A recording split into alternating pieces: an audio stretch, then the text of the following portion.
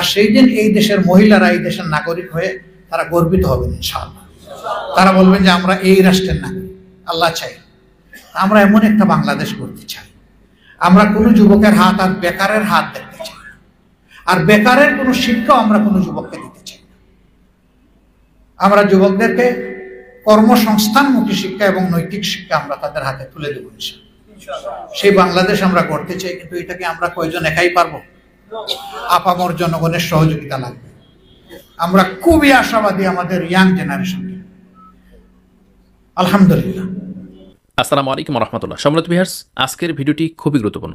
আপনাদেরকে বিনীত অনুরোধ করব, আজকের ভিডিওটি দেখুন, মন্তব্য করুন আমাদের কমেন্ট বক্সে। সম্মানিত ভিউয়ার্স, দেশে প্রবাসী কাছে দূরে যে যেখানে আছেন সকলকে আজকের ভিডিওতে আমন্ত্রণ করছি। আপনারা পুরো ভিডিওটি দেখে অবশ্যই মন্তব্য করবেন, যেহেতু আজকের ভিডিওটি মানবতার জন্য, এদেশের সার্বভৌমত্বের জন্য, এদেশ ইসলাম পরিপন্থীদের জন্য, ইসলাম অনুশাসনের জন্য গুরুত্বপূর্ণ ভিডিও। আজকে আপনাকে বিনীতভাবে অনুরোধ করব, আজকের ভিডিওটি না দেখে বা পুরো ভিডিওটি না দেখে মন্তব্য করবেন না, এবং অবশ্যই আজকের ভিডিওটি শেয়ার করার চেষ্টা করবেন। আমাদের চ্যানেলটি নতুন, সাবস্ক্রাইব করে পাশে থাকবেন। আসসালামু আলাইকুম রহমতুল্লাহ। প্রিয় সম্মানিত সুধীমণ্ডলী, আপনারা সবাই কেমন আছেন? আলহামদুলিল্লাহ রাব্বিল আলামিন, ওয়াসসালাতু ওয়াসসালামু আলা রাসূলিল কারীম ওয়া আলা আলিহি ওয়া সাহবিহি ওয়া আহলি বাইতি আজমাইন, আম্মা বা'দ। আউযু বিল্লাহি মিনাশ শাইতানির রাজীম। বিসমিল্লাহির রহমানির রহিম। কুনতুম খায়রা উম্মাতিন উখরিজাত লিন-নাস তা'মুরুনা বিল মা'রুফ ওয়া তানহাউনা আনিল মুনকার ওয়া তু'মিনুনা বিল্লাহ। সাদাকাল্লাহুল মাওলানাল আযীম। আজকের এই মহতী সভার সম্মানিত সভাপতি, সম্মানিত বিশেষ অতিথি, বাংলাদেশ জামাত ইসলামের কেন্দ্রীয় নির্বাহী পরিষদের অন্যতম সদস্য, ঢাকা মহানগরীর উত্তর শাখার সম্মানিত আমির জননেতা জনাব মোহাম্মদ সেলিম উদ্দিন, মঞ্চে বসা অন্যান্য নেতৃবৃন্দ, বিভিন্ন শ্রেণী পেশার সম্মানিত সুধীমণ্ডলী, আল্লাহ তাবারক ওয়া তাআলার শুকরিয়া আদায় করছি যে মুক্ত পরিবেশে আল্লাহ তাআলা আজকে আমাদেরকে বসার তৌফিক দান করেছেন। আলহামদুলিল্লাহ। 2006 সালের 28 অক্টোবর থেকে 2024 সালের 5 আগস্ট পর্যন্ত ধারাবাহিকভাবে যারা অত্যাচারী শাসক এবং শাসক গোষ্ঠীর বিরুদ্ধে সংগ্রাম আন্দোলন করতে গিয়ে আল্লাহর দরবারে যারা চলে গিয়েছেন, মহান প্রভুর দরবারে দোয়া করি আল্লাহ তাআলা তাদের সকলকে উত্তম শহীদের মর্যাদা দান করুন। যারা আহত পঙ্গু হয়ে কষ্ট পাচ্ছেন, আল্লাহ তাআলার দরবারে দোয়া করি আল্লাহ তাদেরকে প্রশান্তির হাত বুলিয়ে দিন এবং সুস্থতার নিয়ামত দান করুন। যারা অনেক কষ্ট নিয়ে বেঁচে আছেন, শহীদ পরিবারের সম্মানিত সদস্যবৃন্দ, আল্লাহ তাআলা তাদের সকলকে সবরে জামিলা থাকুন। বিশেষ করে 24-এর এই স্বাধীনতাটুকু মানুষের ফিরিয়ে দেওয়ার আন্দোলনে যারা জীবন দিয়েছেন, তাদেরকে জাতির কাছে আমি অনুরোধ করব তাদেরকে যেন জাতীয় বীরের মর্যাদা দেওয়া হয়। এই সরকার যেন শিক্ষা সিলেবাস কারিকুলামে বিরুদ্ধের এই কাহিনীগুলো তুলে ধরে, যে একসময় এই দেশে একটি সাহসী যুব সমাজ জন্ম নিয়েছিল যারা ফেসিবাদের সমস্ত চক্রান্তকে মাটির সাথে মিশিয়ে দিয়েছিল। তাদের এই বীরত্ব গাথা যদি আমাদের আগামী দিনের শিশু পাঠকরা জানতে পারে, তাহলে তাদের মধ্য থেকেও বীরের জন্ম হবে ইনশাআল্লাহ। একটা জাতিতে যত বেশি বীর জন্মাবে, জ্ঞানী লোক জন্মাবে, তত বেশি একটা জাতি সামনের দিকে এগিয়ে যাবে। আমরা এমন একটি জাতি প্রত্যাশা করি। আমরা জানি গত 15.5 বছর এই জাতির উপর দিয়ে কি তাণ্ডবটা চালানো হয়েছে। একথা আর বারবার বলার প্রয়োজন নেই, এটা এখন প্রতিষ্ঠিত সত্য। ফেসিবাদীরা এতটাই অপকর্ম করেছে যে তারা হঠাৎ করে এরকম চলে যাবে, হয়তো এটা তারা কল্পনাও করে। এটাও ঠিক যে আমরাও কল্পনা করি, কিন্তু আল্লাহ তাআলার আমাদের কল্পনায় না থাকলেও আল্লাহ তাআলার পরিকল্পনায় ছিল, এবং শেষ পর্যন্ত রাব্বুল আলামিনের পরিকল্পনাই বাস্তবায়িত হয়েছে। তারা এমনভাবে দেশ চালালেন যেন তারা এই দেশের মালিক আর আমরা সবাই ছিলাম ভাড়াটিয়া। তাদের হাবভাবগুলো এরকমই ছিল, বরঞ্চ ভাড়াটিয়ারও একটা মর্যাদা থাকে, সেখানে ওই মর্যাদাটাও দেশবাসীকে তারা দিতে ব্যর্থ হয়েছে। তারা ক্ষমতার প্রথম দিন থেকেই শুরু করে তারা মানুষের রক্ত নিয়ে খেলেছেন। সেনাবাহিনীর অফিসারদের রক্ত দিয়ে সেই যাত্রা ক্ষমতায় আসার পর শুরু হয়েছে। ক্ষমতায় আসার আগে 2006 সালের 28 অক্টোবর লগি বইটার তাণ্ডবের মাধ্যমে অর্ধ শতাধিক মানব সন্তানকে হত্যা করার মাধ্যমে তারা তাদের জানান দিয়েছিল। এরপরে 2 বছরের অস্বাভাবিক অসাংবিধানিক একটি সরকারের হাতে হাত ধরে বোঝাপড়া করে তারা ক্ষমতায় এসেছিল। প্রথম আঘাত দিয়েছে এদেশের স্বাধীনতা সার্বভৌমত্বের প্রতীক আমাদের প্রিয় দেশপ্রেমিক সেনাবাহিনী। তাদেরকে খুন করার পরে তারা আঘাত দিয়েছে জামাত ইসলামী। এই দুইটা দেশপ্রেমিক শক্তির উপর যখন আঘাত আসে, দেশবাসী চুপ ছিল, আপনারা সবাই সাক্ষী। কেউ নিজের জায়গা থেকে বিবেক দিয়ে প্রতিবাদ করেনি। প্রথমটাই ছিল হতভম্ব, আর দ্বিতীয়টাই মনে করেছে ভূমিকম্পটা জামাতের উপর দিয়ে চলে যাক, জাতি বেঁচে যাক। কিন্তু বুঝে না, ভূমিকম্প আসলে কাউকে চেয়ে চেয়ে আঘাত দেয় না, নির্বিশেষে সবার জন্যই বিপদ দেখে।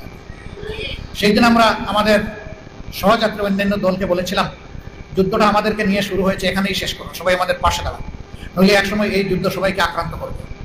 তারা যদি আমাদেরকে দুর্বল করতে পারে, তাহলে আর কেউ দেয়াল সামনে তুলে দেওয়ার সাহস করবেন না, এবং সেটাই বাস্তবে হয়েছে। পরবর্তী বছরগুলোতে সেটাই আমরা গভীর বেদনার সাথে প্রত্যক্ষ করেছি। সবাই আমরা আক্রান্ত হলাম, যারা বিরোধীদের ছিলাম। এমনকি দেশের খ্যাতিমান আলেম উলামাকেও তারা ছাড় দিয়ে কথা বলে, মাদ্রাসার ছাত্রদেরকে ছাড় দেয়, এতিম বাচ্চাদেরকে ছাড় দেয়, আমাদের পরম সম্মানিত মায়ের সমাজকে তারা ছাড় দেয়।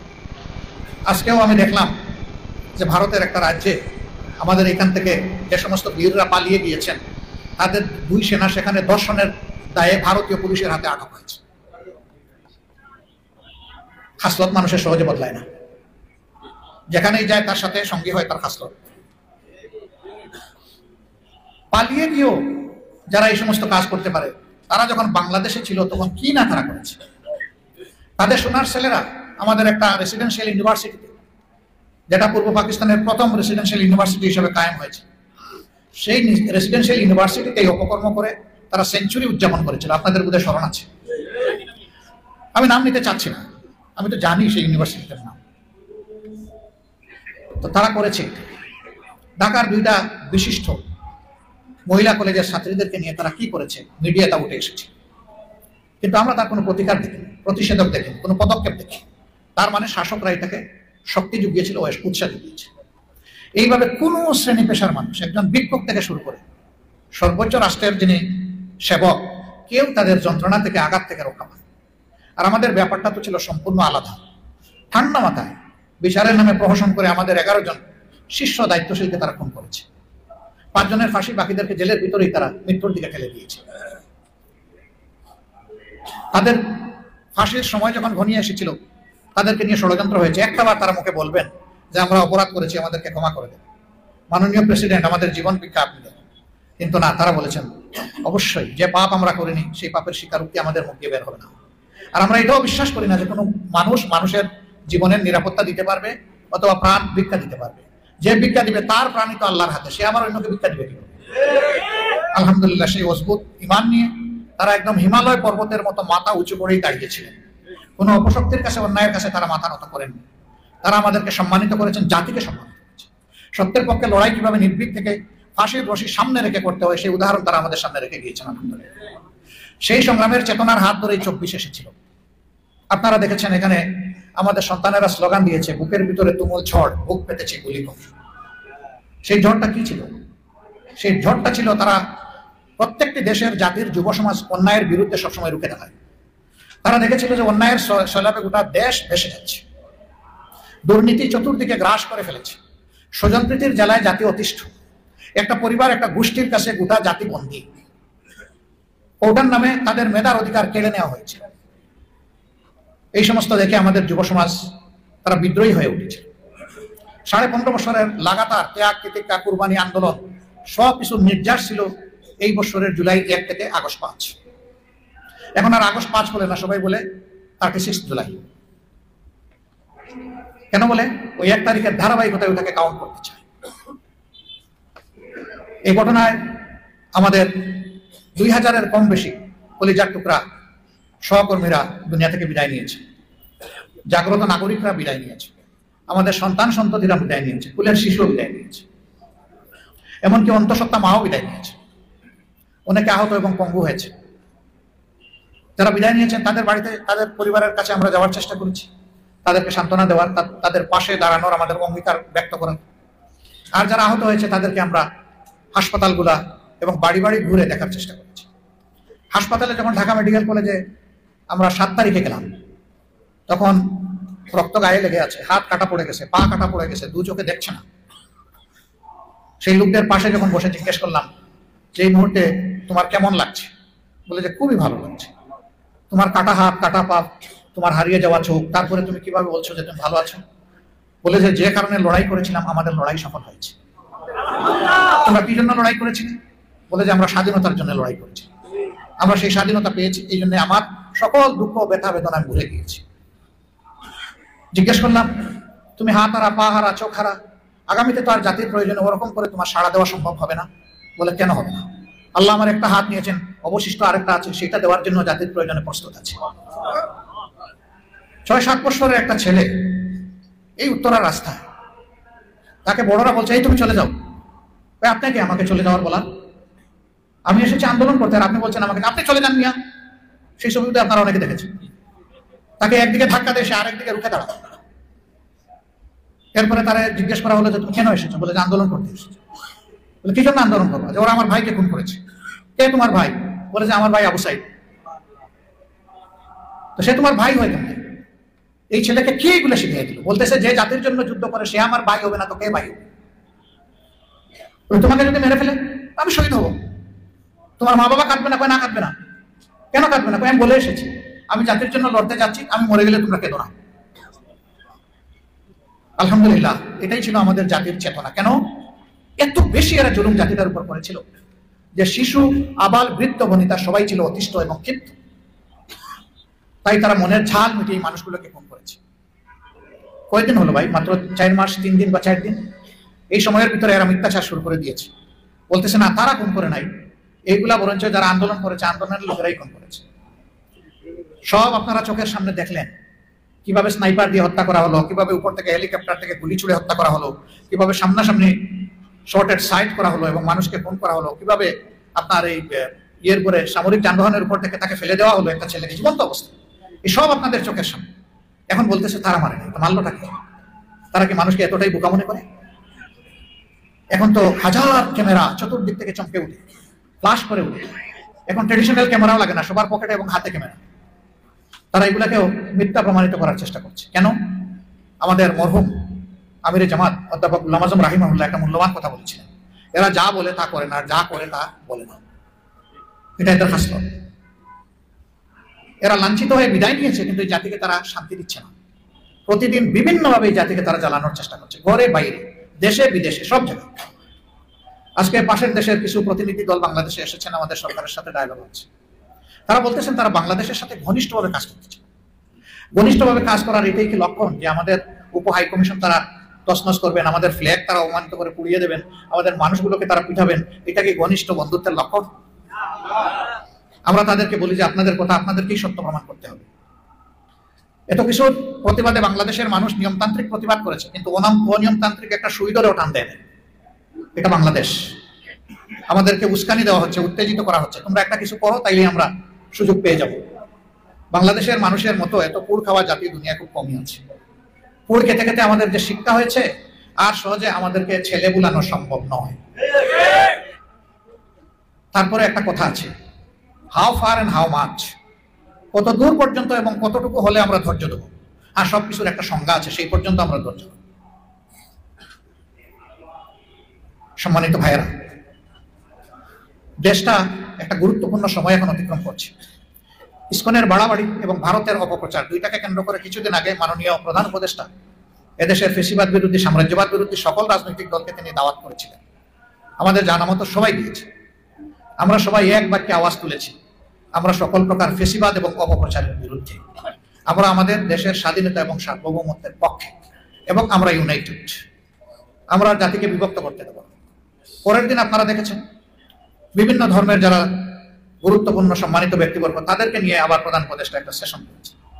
সেখানে তারা সবাই বলেছে আমরা কারো উস্কে দেওয়া সাম্প্রদায়িকতার এই দ্রব্য আমরা কবুল করবো না, কিনবো না। আমরা শান্তিতে আছি, আমরা শান্তিতে থাকতে চাই, এবং দেশের বিরুদ্ধে যত ষড়যন্ত্র আছে আমরা ধর্ম নির্বিশেষে সবাই এগুলো রুখে দেব। আলহামদুলিল্লাহ, ওরা যত আঘাত দেবে জাতি তত মজবুত হবে। তবে আমরা চাই না আমাদের প্রতিবেশী আমাদেরকে এরকম কষ্ট দেবে। আমরা চাই তারা আমাদের সাথে ভালো ব্যবহার করুক, আমরাও তাদের সাথে ভালো ব্যবহার।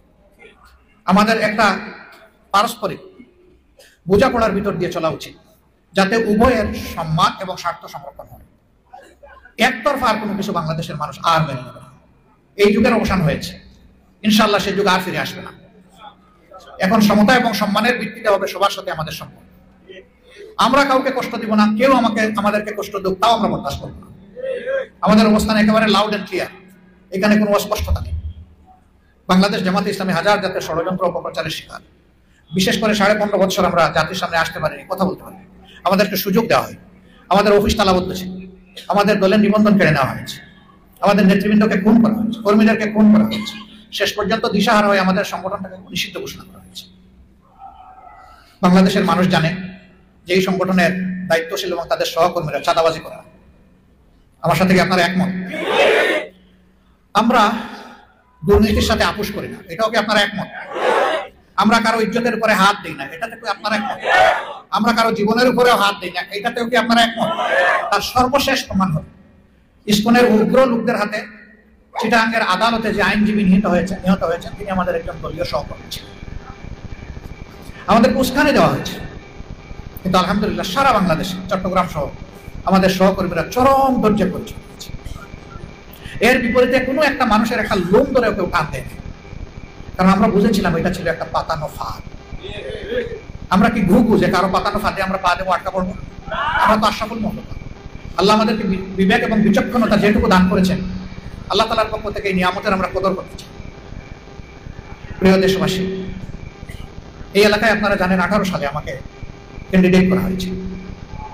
যদি এর আগের রাতেই বুটের একটা বিশাল অংশ কাম সারা হয়ে গিয়েছে। 29 তারিখ দিনগত রাত বিবিসির একজন সাংবাদিক আকবর হোসেন আমাকে ফোন দিয়ে বললেন যে আপনি কি আগামীকালকের বুটের সম্পর্কে কিছু বলবেন? আমি বললাম আগামীকালকেরটা বলবো না, আজকে রাতেরটা বলবো। উনি বলতেছে আজকে রাতে মানে? আমি বললাম ভাই আপনি তো সাংবাদিক, আমি কি আপনাকে একটু অনুরোধ করবো সারা বাংলাদেশ সারা ঢাকা না হোক অন্তত মিরপুর কাফরুলে গিয়ে একটু আপনি ঘুরে আসবেন। ওই এখন তো রাত্রে বাজে 10টা। আমি বললাম যান না, একটু ঘুরে আসেন, আপনি তো সাংবাদিক মানুষ, আপনার তো একটা ইমিউনিটি আছে। তিনি 1 ঘন্টা পরে আমার ফোন দিয়ে বললেন যে আমি সরি। আপনি কেন সরি? ওই যে আপনি যেমন বলেছিলেন যে আগামীকাল বলবেন না, আজকে রাতেরটা বলবেন, আজকে রাতেই তো সব হয়ে যাচ্ছে। তারপরেও বিদেশের বিভিন্ন আমাদের ডেভেলপমেন্ট পার্টনারদের অনুরোধ ছিল যে আপনারা নির্বাচনে অংশগ্রহণ করে তাদের চরিত্র আপনারা খুলাসা করে দেন।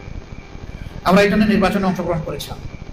আমরা যখন দেখলাম যে 1-1.5 ঘন্টা ভোট হওয়ার পরে, ভোটও তো না, এখানে ধাক্কাধাক্কি, ঠেলাঠেলি, কোনাকুনি, রক্তাক্ত পরিবেশ, আমাদের কর্মীদেরকে নিয়ে গায়েব করে রাখা হয়েছে, কারো মাথা ফাটিয়ে দেওয়া হয়েছে, কারো হাত ভেঙে দেওয়া হয়েছে। তখন আমরা বললাম যে এখানে ন্যূনতম কোনো পরিবেশ নাই, আমরা এই নির্বাচন থেকে নিজেদেরকে প্রত্যাহার করে দিই। আমরা চাই নাই যে অবৈধ নির্বাচনটাকে বৈধ থাকে। সেই নির্বাচনটা বিশ্বে পরিচিতি পেয়েছিল মিডনাইট ইলেকশন বা নিশিরাতের নির্বাচন হিসেবে। সেই নির্বাচনে আমি অবাক হয়ে গেছি, 1.5 ঘন্টা এই আসনের লোকেরা ভোট দেওয়ার সুযোগ পেয়েছিলেন। সেই 1.5 ঘন্টায় আপনারা প্রায় 40,000 ভোট আমাদেরকে দান করেছেন। আমরা আপনাদের কাছে ঋণী, এই ঋণ পরিশোধ করার শক্তি আমাদের নাই। তবে যেহেতু ফেয়ার ইলেকশন হয় নাই, এই জন্য আপনাদের ভোটেরও কোনো প্রতিফলন ঘটে নাই। যদি ভোটের প্রতিফলন ঘটতো, আমাদের তখন দায়িত্ব হতো আপনাদের প্রত্যেকটা ভোটের মর্যাদা রক্ষা করা, আমানত রক্ষা করা। আমরা চেষ্টা করতাম আল্লাহর উপর ভরসা করে সেভাবে। এখন সেই চ্যাপ্টার ক্লোজড। এখন যে অন্তর্বর্তীকালীন সরকার আছে তার কাছে আমরা কিছু রিফর্ম দাবি করেছি, যে এই ন্যূনতম সংস্কারগুলা করে একটা সুষ্ঠু নির্বাচন দেন। তারা আমাদেরকে কথা দিয়েছেন এই ন্যূনতম সংস্কারগুলা করে তারা একটা সুষ্ঠু নির্বাচন দিবেন। আমরা সেই দিনের অপেক্ষায় আছি। এই ব্যাপারে আমাদের কোনো তাড়া নাই, তবে এই ব্যাপারে আমরা কিন্তু রিল্যাক্স নই। আমরা অপেক্ষায় আছি যে তারা যৌক্তিক সময়টার ভিতরে দেন। নির্বাচন এরকম একটা প্রেক্ষাপটে সমতল মাঠে যদি হয়, সকলের জন্য সমতল মাঠ তৈরি হয় আর নির্বাচন হয়, আর আল্লাহর যদি ইচ্ছা হয় আমাকে যদি এখানে আপনাদের সামনে হাজির করা হয়, সেই দিনটা আমি আপনাদের ভালোবাসা চাইব, দোয়া চাইব, পরামর্শ চাইব, সহযোগিতা চাইব, পাশে চাইব, সাথে চাইব। তবে হ্যাঁ, আপনাদের কাছ থেকে আমি সমালোচনাকেও আহ্বান জানাবো। আমাদের চলনে বলনে, চিন্তায়, কর্মসূচিতে কোথাও যদি কোনো ব্যতিক্রম দেখেন, অবশ্যই আমাদেরকে আপনারা সোজা করে দেবেন। কারণ আমাদের ভুলের কারণে প্রিয় জাতি অথবা জনগণ ক্ষতিগ্রস্ত হোক, এটা আমরা মোটেই চাই। আর আমরা তো মহান আল্লাহর কিতাবের শাসন চাই। সেই হিসাবে আমাদের দ্বারাও যদি অন্যদের মতো মানুষের উপরে জুলুম হয়, তাইলে এই দলই বা করার আমার দরকার কি, আর নির্বাচনেই বা যাওয়ার প্রয়োজন কি? আমরা চাই সম্পূর্ণ স্বচ্ছতার ভিত্তিতে দেশটা আগামীতে পরিচালিত হোক। আমরা এমন একটা জাতি চাই যে জাতিটা হবে মানবিক। প্রত্যেকটা মানুষকে সম্মান করবে, ভালোবাসবে। এখানে কে একেবারে ছোট চাকরি করেন, কার শিক্ষা কত, কার ধন দৌলত কত, এগুলো আমরা দেখবো না। আমরা দেখবো তিনি একজন আশরাফুল মাখলুক। যে সমাজের যেখানে আছেন তিনি উইথ ডিগনিটি এন্ড সিকিউরিটি, 2টা জিনিস পাবেন, মর্যাদা পাবেন, নিরাপত্তা পাবেন। এই 2টা জিনিসের সাথে তিনি একজন গর্বিত নাগরিক হিসেবে এই দেশে বসবাস করেন। এমনকি এখানে আমরা কোনো ধর্মও দেখবো না, কারণ এই দেশে আল্লাহ যাদেরকে পয়দা করেছেন তাদেরকে আল্লাহ ধর্ম বেছে নেওয়ার অধিকারও দিয়েছেন। আল্লাহ নিজেই কারো উপর ধর্ম চাপিয়ে দেওয়ার পক্ষে নয়। আমরা কি? এই জন্য সকল ধর্মের মানুষ মিলেই আমরা এই ফুলের বাগানকে গড়ে তুলবো ইনশাআল্লাহ। আমাদের দেশ এরকমই একটা সুন্দর ঐতিহ্যের দেশ। পাশের দেশে কত কিছু হয়, পত্রিকার পাতা মেললেই প্রতিদিন পাওয়া যায়। আর এই দেশে ছোট্ট দেশ, এত ঘনবসতির দেশ, এত মানুষ দুনিয়ার আর কোথাও নেই। এত ছোট জায়গায় এত মানুষ দুনিয়ার আর কোথাও নেই। সেই দেশে মানুষ কি শান্তিতে পরস্পর সহমর্মিতার ভিত্তিতে, সম্মানের ভিত্তিতে বসবাস করছে? এটি এই কারণে সম্ভব হচ্ছে যে এই দেশে বেশিরভাগ মানুষ মুসলমান, এবং তারা জানে যে প্রতিটি মানুষের জীবন, সম্পদ এবং ইজ্জত অন্য সকল মানুষের কাছে আমার। আমরা এটা বিশ্বাস করি। এই জন্য এবারকার পট পরিবর্তনের সাথে সাথে আমরা সকলের পাশে দাঁড়িয়েছি, আমাদের সামর্থ্য নিয়ে দাঁড়িয়েছি। আমরা সবাইকে আশ্বস্ত করেছি, সবাই আমরা এই দেশের নাগরিক, সবাই ইনশাল্লাহ আমরা শান্তিতে থাকবো, এখানে কাউকে অশান্তি তৈরি করতে দেওয়া হবে না। এই জন্য আপনারা দেখেছেন 3 দিন তো কোনো সরকারই ছিল না। 5, 6, 7 এই 3 দিন বাংলাদেশে কোনো সরকার ছিল না। সেই 3 দিন সরকার ছিল জনগণ। এটাই ছিল সত্যিকারের জনগণের সরকার। জনগণ কি দায়িত্বশীলতার পরিচয় দিয়েছে। তাদের কেউ কেউ আগে বলেছিলেন আওয়ামী লীগের যে আমাদের ক্ষমতা হারালে অথবা আমাদের শাসন ব্যবস্থার পতন হলে 2 দিনে 5 লক্ষ লোক মারা যাবে। আল্লাহর মেহেরবানি তার কিছু নয়। এটা আল্লাহ তাআলার খাস মেহেরবানি যাদের। অনেক নেতারা জনগণের হাতে ধরা পড়েছে, কিন্তু তারা যেভাবে খুনের নেশায় বিভোর ছিলেন, জনগণ কিন্তু এই দায়িত্বহীনতার পরিচয় দেয়নি। আমাদের 18 কোটি মানুষ কিন্তু দায়িত্বশীলতার পরিচয় দিয়েছে। আমরা তো এমনই একটা সমাজ চাচ্ছি। আমাদের দেশে শিক্ষা প্রতিষ্ঠান থেকে আমাদের ছেলেমেয়েরা বের হয়, মা বাবার আশা সে বের হয়ে পরিবারও সেবা করবে, জাতিরও সেবা করবে। কিন্তু বের হওয়ার পরে তার মেধা যোগ্যতা যতটুকু আছে তার মূল্যায়ন হয় না। এই অফিস থেকে ওই অফিসে, এই ইন্ডাস্ট্রি থেকে ওই ইন্ডাস্ট্রিতে, এই ক্ষেত্র থেকে ওই ক্ষেত্রে দৌড়াদৌড়ি করতে করতে হতাশায় লিপ্ত হয়। কেউ কেউ তো আত্মহত্যার পথ পর্যন্ত বাছাই করে। আবার যে শিক্ষা তাদের হাতে তুলে দেওয়া হয় এক টুকরা কাগজের মাধ্যমে, সার্টিফিকেট দিয়ে, সেই শিক্ষাও দুনিয়ার সাথে প্রতিযোগিতা করে টিকার শিক্ষা নয়। ওই শিক্ষার সাথে আবার নৈতিক শিক্ষাটাও নির্বাসনে পাঠিয়ে দেওয়া হয়েছে। নৈতিক শিক্ষার লেশ মাত্র নাই। মানুষকে ভূখবাদী প্রাণী হিসাবে গড়ে তোলার জন্য শিক্ষা দেওয়া হচ্ছে। ফলে মানুষের মধ্যে মানবিক বিকাশ না হয়ে অন্য কিছুর বিকাশ করেছে। এইভাবে সমাজে হিংসাত্মক হানাহানির পরিবেশ সৃষ্টি করার জন্য এই শিক্ষাকে সাজিয়ে ফেলা হয়েছে। আমরা যদি আল্লাহ কোনোদিন সুযোগ দেন, এই শিক্ষা আমরা রাখবো না। শিক্ষাকে সম্পূর্ণ নতুনভাবে ঢেলে সাজায় করা হবে, এবং তার কেন্দ্রবিন্দু হবে নৈতিক শিক্ষা, মানবিক শিক্ষা। তারা যখন বের হবে তখন চাকরির জন্য এ করে ও করে তাদেরকে পেরেশান হয়ে দৌড়াতে হবে না। বিদেশের বহু দেশ আছে, ছাত্ররা থাকা অবস্থায় চাকরি তার হাতে চলে আসে। আমরা সেই রকম শিক্ষার পরিবেশ দেশে সৃষ্টি করতে চাই ইনশাআল্লাহ। ব্যাংক লুটারাদেরকে এখান থেকে তাড়িয়ে দিয়ে ব্যাংকিং এবং নন ব্যাংকিং যত ফিনান্সিয়াল সেক্টরস আছে সবগুলাকে আমরা কলুষ মুক্ত করতে চাই ইনশাআল্লাহ। হ্যাঁ, আমরা এরকম কিছু মডেল বড় তিলে তিলে কষ্ট করে সরকারে না থাকা সত্ত্বেও আমরা গড়ে তুলেছিলাম, কিন্তু ডাকাত পড়ে বিগত সরকারের পৃষ্ঠপোষকতায় উস্কানিতে সেই ব্যবস্থাগুলোকে ক্ষতিগ্রস্ত করা হয়েছে দারুণভাবে। এখন আসে শুধু তার কঙ্কাল। আল্লাহ যদি আমাদেরকে সুযোগ দেন, সেই কঙ্কালে ইনশাআল্লাহ গোশত এবং চামড়া লাগাই দেওয়া হবে ইনশাআল্লাহ। সেটা আবার দুলদুল গুড়া হিসাবে সামনের দিকে দৌড়াবে, আল্লাহ চাই। আমরা এমন একটা সমাজ চাই যেই সমাজে মসজিদে পাহারা দেওয়ার প্রয়োজন হবে না, মন্দিরও পাহারা দেওয়া। যার যার উপাসনালয়ে সে তার মতো করে তার উপাসনা আদায় করবে নির্বিঘ্নে, নিরাপদে। সেখানে কেউ হস্তক্ষেপ করতে যাবে না। নবী করিম সাল্লাল্লাহু আলাইহি সাল্লামের সাথে ইহুদি খ্রিস্টানদের ডেলিগেশন এসেছে মসজিদে নববীতে। তাদের সাথে তিনি সময় দিয়েছেন, কথা বলেছেন, তিনি মত বিনিময় করেছেন। এক পর্যায়ে তারা বলেছে যে আমরা কি এই মসজিদের ভিতরে আমাদের ইবাদত করতে পারবো? হ্যাঁ, পারবা।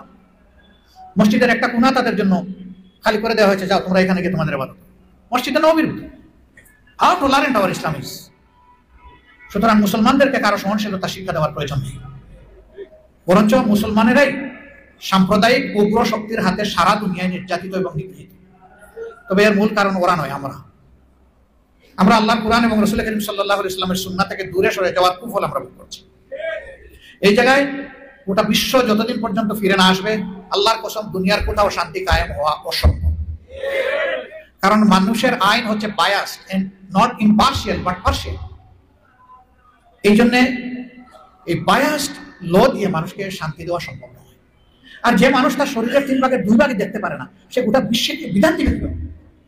আমরা তো 2 চোখও দেখতে পারি না। যে চোখ দিয়ে আমরা দুনিয়া দেখি, সেই 2টা চোখও তো আমরা নিজে দেখতে পারি না। 2 চোখের মাঝখানের যে নাক, ওটা দেখি না, কপাল দেখি না, মাথা দেখি না, শরীরের পিছন দিক দেখি না, সাইড দেখি না, দেখি সব মিলে 3 ভাগের 1 ভাগ। আর সেই মানুষ দেবে মানুষের জন্য বিধান, যার ওয়ার্ল্ড ডাইমেনশনাল ভিশন আছে। শুধু বাহ্যিকটা দেখেন না, হুয়া আলিমুন বিজাতিস সুদূর, তিনি অন্তরও দেখেন। তার পক্ষেই কেবল সম্ভব মানবতার জন্য নির্ভুল পূর্ণাঙ্গ প্রসাদের বিধান দেওয়া, এবং সেটা আল্লাহ দিয়েছে। কোরআনের শেষ আয়াতে আল্লাহ সেই ঘোষণা দিয়ে দিয়েছে, আলিয়াউমা আকমালতু লাকুম দীনাকুম ওয়া আতমামতু আলাইকুম নি'মাতি ওয়া রাদিতু লাকুমুল ইসলাম দীনা। পরিষ্কার ঘোষণা যে আমি আজকে মানব জাতির পরিচালনার জন্য আমার বিধান পূর্ণাঙ্গ করে দিলাম, ইসলামকে আমার বিধান হিসাবে কবুল করলাম, এর মাঝেই তোমাদের মধ্যে সমস্ত নিয়ামত রেখে দিলাম। এর মাঝে নিয়ামত তালাশ করে, এর বাইরে কোনো নিয়ামত নাই। আল্লাহর পরিষ্কার ঘোষণা।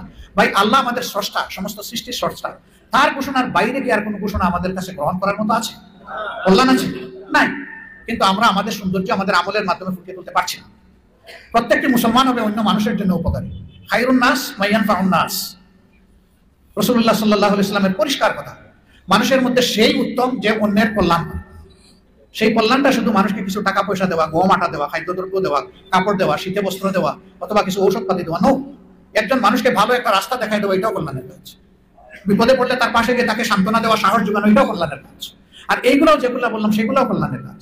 এই সব মিলে হবে মানবতার প্যাকেজ, এবং এটা পরিচালনা করবে মুমিন মুসলমান। আমরা বাংলাদেশকে এমন একটা বাংলাদেশ হিসেবে করতে চাই। মা বোনদের ব্যাপারে, আমাদের ব্যাপারে অনেক কনফিউশন ছড়াই দেওয়া হয়েছে যে এরা যদি ক্ষমতায় আসে তাহলে মা বোনদেরকে আগর থেকেই বের হতে দিবে না, আর সবাইকে রাষ্ট্রীয় পয়সা কিনে কিনে এক একটা কালো বোরকা পরাই দেবে। ইসলাম জোর করে কারো উপর তার বোরকা পরায় না। ইসলাম মানসিক পরিবর্তনের মাধ্যমে মনের খুশিতেই মানুষকে শালীনতার সেই পোশাক গ্রহণ করার জন্য উদ্বুদ্ধ করে, সেই সবক দেয়। মায়েরা সেদিন যাদের পছন্দ হবে, আল্লাহ যাদের এই নেক পরিবর্তন এনে দিবেন, তারা খুশিতেই তাদের নেকাব করবে, হিজাব করবে, পর্দা করবে।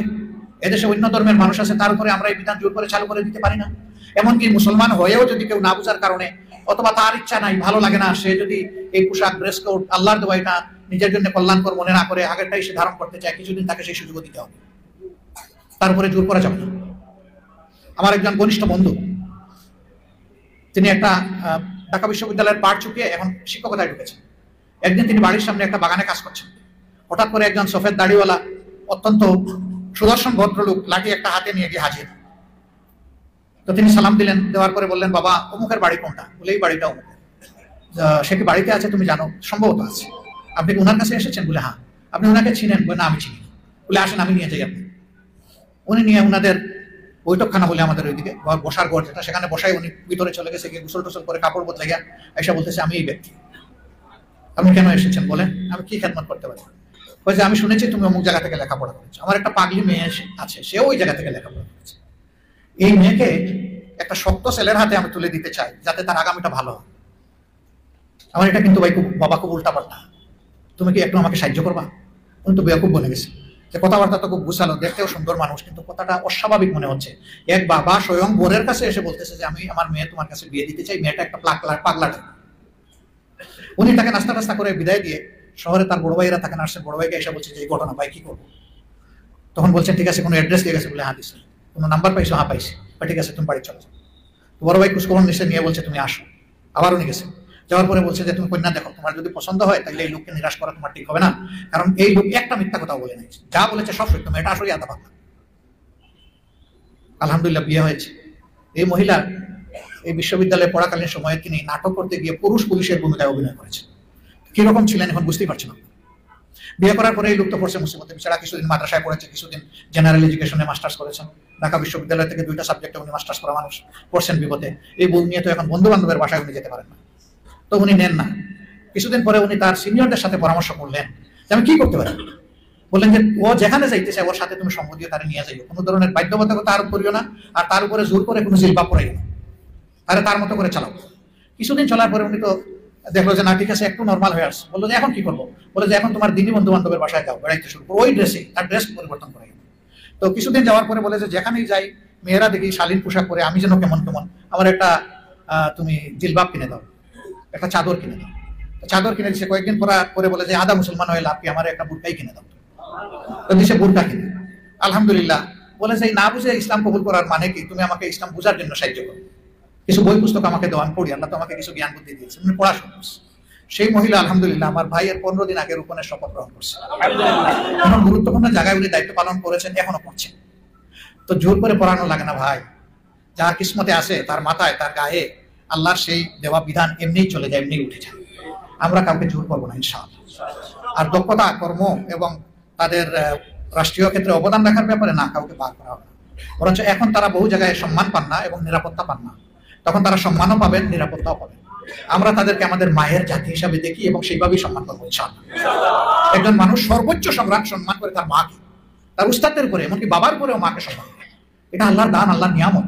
আমরা সেই জাতিকে মায়ের জাতি হিসেবে ইনশাআল্লাহ সম্মান করব। আর সেই দিন এই দেশের মহিলারা এই দেশের নাগরিক হয়ে তারা গর্বিত হবেন ইনশাআল্লাহ। তারা বলবেন যে আমরা এই রাষ্ট্রের নাগরিক। আল্লাহ চাই আমরা এমন একটা বাংলাদেশ করতে চাই। আমরা কোনো যুবকের হাত আর বেকারের হাত দেখতে চাই না। আর বেকারের কোনো শিক্ষা আমরা কোনো যুবককে দিতে চাই না। আমরা যুবকদেরকে কর্মসংস্থানমুখী শিক্ষা এবং নৈতিক শিক্ষা আমরা তাদের হাতে তুলে দেবো ইনশাআল্লাহ। সেই বাংলাদেশ আমরা করতে চাই, কিন্তু এটাকে আমরা কয়জন একাই পারবো? আপামর জনগণের সহযোগিতা লাগবে। আমরা খুবই আশাবাদী আমাদের ইয়াং জেনারেশন, আলহামদুলিল্লাহ তারা পারবে। আমরা আমাদের এই সোনার ছেলে মেয়েদেরকে সেইভাবে গড়ে তুলবো ইনশাআল্লাহ।